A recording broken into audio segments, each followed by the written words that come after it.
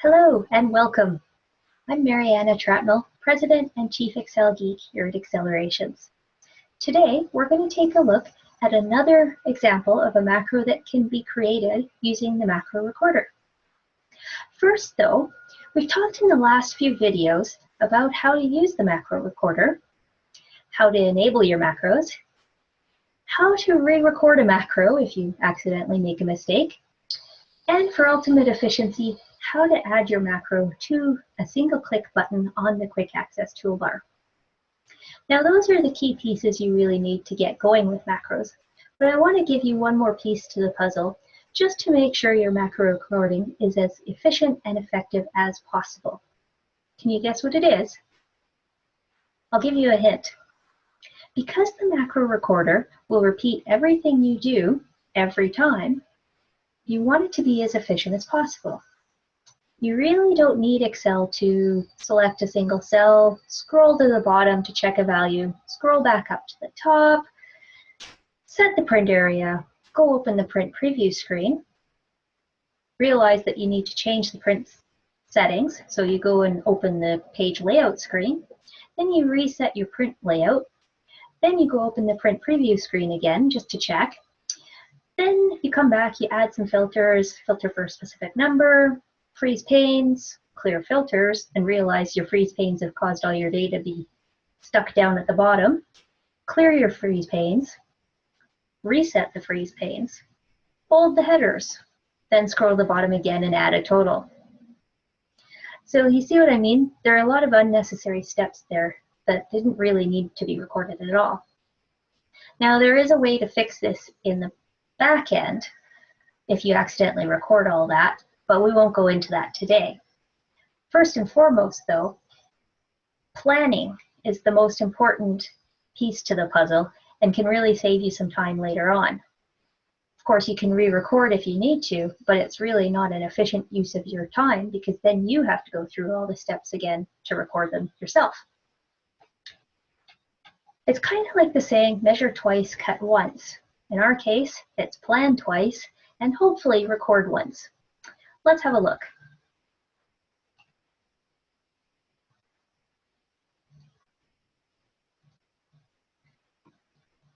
All right, so today we're going to look at planning and recording a formula macro. So the first step though, when you're planning to record your macro, is to consider whether you really need a macro or whether there's actually just a button you can add to the quick access toolbar directly. And we did talk about the quick access toolbar previously. It's this little bar with all my buttons here. If you haven't added any, you'll probably just see save, undo, redo, and it'll probably be up here. I'd encourage you to go back and look at our video we recorded on that and see how to add your own buttons to it. But we'll cover one off right now because let's say that I always have this report that I want to filter. Well, I could record a macro that actually filters it if I plan carefully, but what is easier actually is to just add the filter button to my quick access toolbar. So if I were going to filter this on my own, I would actually just highlight all my data by hitting the top left and hitting Control A to select it all. Just scroll down to make sure I really have it all. And then I would go to the Home tab, Sort and Filter, and filter. There we go. So that's really the action I want to do without all those clicks. So I'm just going to take my filter off again. Now what I can do is actually just come over here and add this button to the quick access toolbar. So again, I hover over it, I right click, and I click Add to Quick Access Toolbar. Now in my case, it's actually already here, so I don't need to actually click it, but I would click this and it would appear right here. Now you can also see the other button I've added looks pretty similar, and if I look over here, it's actually just the one beneath it, which is clear. So again, add that to your quick access toolbar. So now I've got both of those there. When my data is selected, all I have to do is hit that button, and then my data range is filtered. And if I select a particular business unit, and let's say, oops, bad business unit to choose. Let's choose 100. And let's say I also filter for January 13th and hit OK. Now I've got this data filtered, and you can tell because these rows are blue. If I want to clear that, a lot of people would actually go to each of the filters and hit clear, and then they'd have to say, okay, now it's still filtered. What else have I got filtered along here? Go over here and clear that, and then it would hopefully be then nice and gray again. But instead of doing that, all I have to do is hit my clear filter button, and it clears all the filters in the table, whether I've got 1 or 5. And you can see now my rows are again black, and I don't have to worry about it being hidden. So that's how I would actually add the button to the quick access toolbar to save myself a bit of time. Now, going back to the macro side of things, let's say I've got a report where I get the same data every month, but I always come along and insert a column. I call it allocations, and I always have to allocate 33% of this number to a different business unit. So I need to determine what that 33% is for each of my lines. And I copy it all the way down. And then I actually put a total at the top. All right, so this is the amount that I know I need to allocate to another business unit. Now, I know those 3 steps don't take that long, but if I have to do it every month, it's just kind of a pain in the butt to have to do that all the time. So I'd really like to just record a macro that lets me do that automatically. And just as an added bonus, maybe I actually want to filter my data as well, because I always end up doing that shortly thereafter anyway. So I might as well just add that to my macro.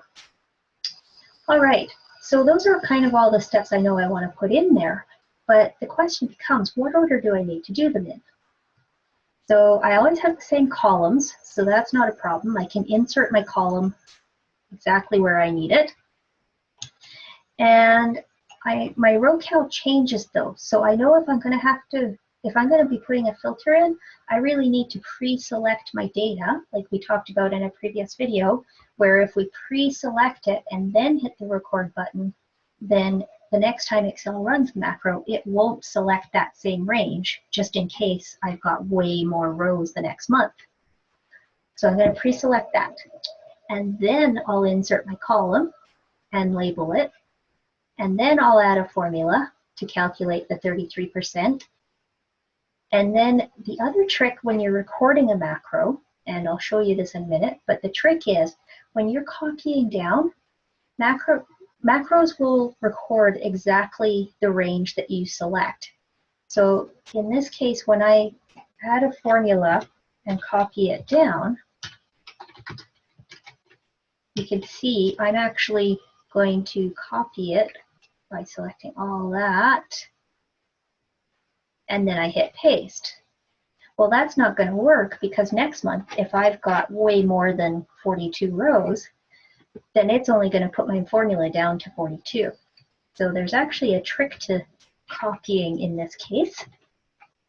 What I can do is, instead of copying at all, I can actually highlight the formula, and there's a little drag handle in the bottom right corner of this cell. And I can double click that, and Excel will actually automatically copy whatever's in that cell all the way down to all the rows that are populated. Okay, so that means if it's populated down to row 2000, it'll copy that formula all the way down to row 2000. So that's just a little handy trick to remember as well. Works even without macros. Okay, so that's how I'm going to get my formula to copy all the way down. As I say, I'm going to double click. And then, of course, I need to add that sum at the top. And the reason I added it at the top is, again, because the row count can change. So I might have 42 this month and 2000 next month. I don't want to put my total at the bottom, because if I actually scroll down and say, okay, here's where I want my total, and put my total in, then it's going to do that next month on row 43, which might be right in the middle of my data set, and that's not very useful. So that's why I put my totals at the top, because that is never going to change. My report always comes in with this many rows at the top before the header. And also, I find it much handier because then the total's right there front and center, just as an added bonus. Okay, so as I say, we've done our planning, so we write it down before recording, and we can write it right on the sheet. Like, we can delete that later, so we can just leave it right there for us. So as we're recording, we know exactly what we need to do. So same columns each month. So my row count changes. So first, select my data if I want to include filtering. So let's do that. I'm going to filter my data. Oops, select my data. And then I'm going to hit the record button, which again is down in the bottom left-hand corner here. I click that, and I say, I'm going to call this prep GL detail allocation. Really nice long name. I'm going to put it in my personal workbook. Hit OK. Okay, so now I'm recording. So, oops, bad plan. I actually left my filter on. So I better turn that off and hit stop. Let's re-record that before we get too far along. So again, to re-record, just as an added bonus lesson, you go down, you click the start recording button again, and we try and remember our name, which was prep GL detail allocation. Let's see if I got that right. Okay, yes, I did. It says it already exists. Replace it? Absolutely. Okay, let's try that again. I'm going to pre-select my data. Good. Now I'm going to turn my filter on using my button. And then, let's see, I'm going to insert my column and label it. So I'm actually going to put it right in here. Insert. And we'll call it allocation amount. And then add formula to calculate equals 0.33 times that. Okay, and again, now I'm going to double click to get it copied all the way down, because just using copy paste won't work because I don't want to select an official range. So I'm going to double click. And at this point, I'm just going to trust that it copied all the way down because I don't want to add any scrolling to the macro. And then, of course, as we mentioned, I'm going to add the sum at the top. And my keyboard shortcut for the sum is Alt equals. So Alt on your keyboard and hold down the equals button as well. Alt equals, and then I can point to my range. Now, one thing to note, when I do this, it's just selecting down to row F42, which is great in this month, but next month when it's 2,000 rows, that's not going to help me. So the nice thing about a sum is I can actually highlight this and change it to 65,000 if I know that my rows are never going to go beyond 65,000 rows each month. And I hit enter, and that way it's going to give me a formula that actually includes everything every month. And just for fun, I'm actually going to copy this over here as well so I can see my total amount. And also just for fun, I'm going to say columns E and F. I want to use comma format up here on my home ribbon so that I add some brackets, and then I'll decrease the number of decimals as well. So we don't need the pennies. All right, I didn't have those steps written down, but those ones should be okay in my macro.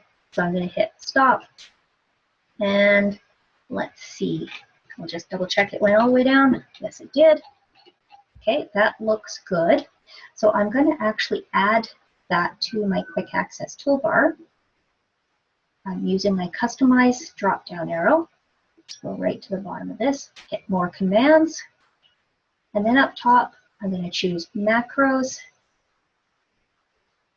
And here is my prep GL detail allocation macro. I'm going to hit add, And just because that's a really long name, I'm going to hit modify.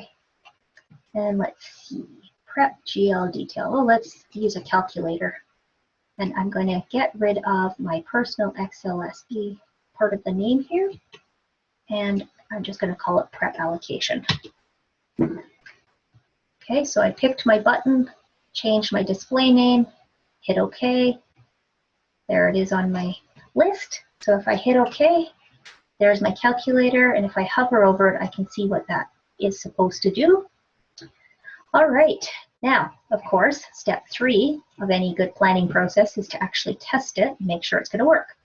So let's go to our February data. And again, it came in the same. Oops, I even copied that. All right, it even came in the same number of columns, etc. So in theory, this macro should work properly. So I'm going to keep my fingers crossed. Oh, of course, the first thing I did was selected my range. Mustn't forget that. So here's my 212 rows this time. Okay, so I've got my data range selected. I'm going to hit my calculator. And there we go. Phew, it worked. All right, so that worked okay. And you can see it's got our formula down here. If I use control down arrow to jump to the bottom, oh, it stopped on me. Okay, so there is a way to fix that in the back end, but we won't get into that today. But stay tuned for future episodes and I will show you how to fix that. In the meantime, I can actually just use the double click again to jump down. And this time, hopefully, it went all the way to the bottom. There we go. That looks better. All right, this would be why we test. Okay, so that's it for today's macro session. Hopefully you found that useful and it gave you some more ideas. I would love to hear any comments from you in the comment section below. And again, if you share what you've tried it on, that would be awesome because then other people might get some ideas from that as well. And hopefully you've had a chance to try recording some macros. In the meantime, have a great week and we'll talk to you soon.